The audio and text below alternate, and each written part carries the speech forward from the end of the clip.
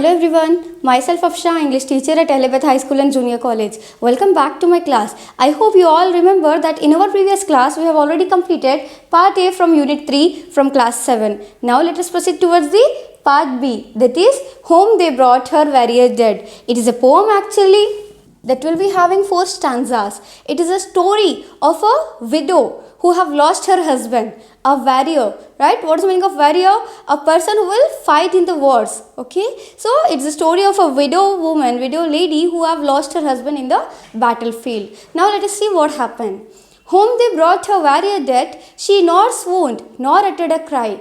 All her maidens watching said, she must weep or she will die. So what happened? Home they brought her warrior dead. When people brought her husband, the warrior, dead body to their home, she nor swooned nor uttered a cry. She did not express her grief. She did not express her sorrow actually, and did not utter a cry. She did not even cry. All her maidens watching, the people, the ladies who were surrounding her, they said that she must weep, or we can say she must cry. If not, she is going to die because of pain, because of sorrow. So that was all about the first stanza. Now let us see what is there in the second one. Then they praised him soft and low, called him worthy to be loved, truest friend and noblest foe, yet she neither spoke nor moved. So what happened now? The people around that widow, the ladies around the widow started praising the warrior,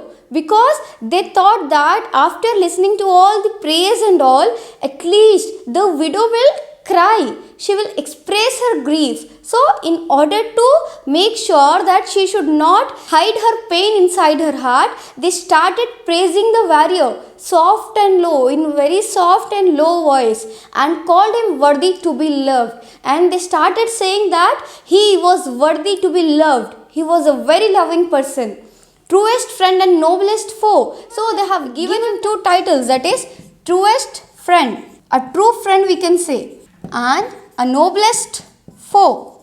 What's the meaning of noblest foe? An obedient enemy.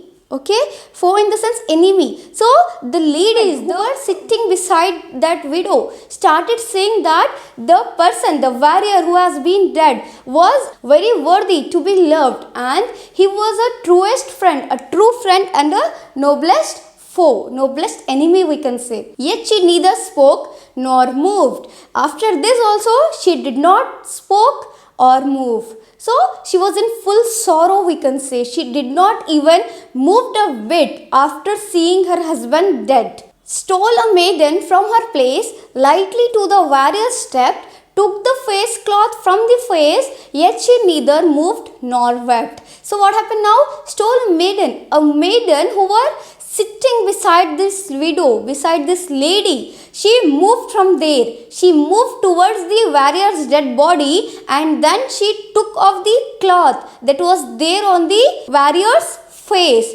I mean, we can say that the cloth from which the warrior's face was covered. So the lady, the maiden, removed that cloth, thinking that this lady is unable to believe that her husband is dead. So she wanted to make sure that she should believe now. She should accept the bitter truth, accept the reality. So that is what the reason she removed the cloth from the warrior's face. But she neither moved nor wept. After seeing the face also, nor she cried. So see how deep pain she was suffering from. She did not even moved a bit. Rose a nurse of 90 years, set his child upon her knee, like summer tempest came her tears, sweet my child, I live for thee. So what happened now? The people started thinking that she was in full grief. That is what the reason she has got paralyzed.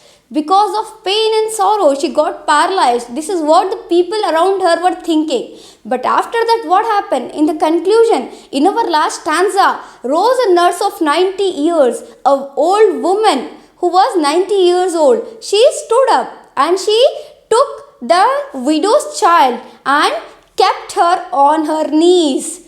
After seeing the child's face, this widow lady immediately started crying. Like summer tempest came her tears. What's the meaning of summer tempest? Have you ever noticed how it will rain in summer season? It will be full of thunders.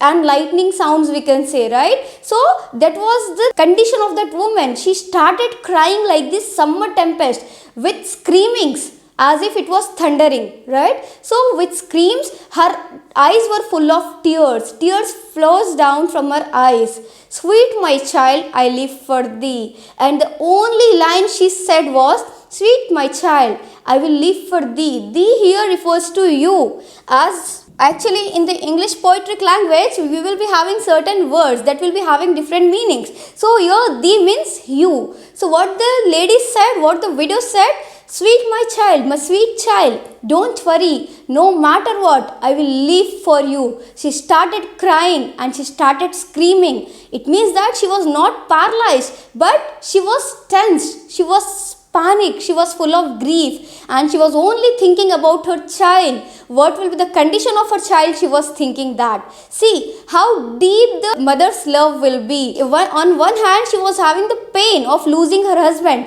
and in the other hand, she was worried for her child. So this is what the poet here wants to express. The bravery of a soldier, warrior, right? The pains that their family members will go through, and the mother's love. I hope you all have understood the poem. Let us continue in our next class. Thank you.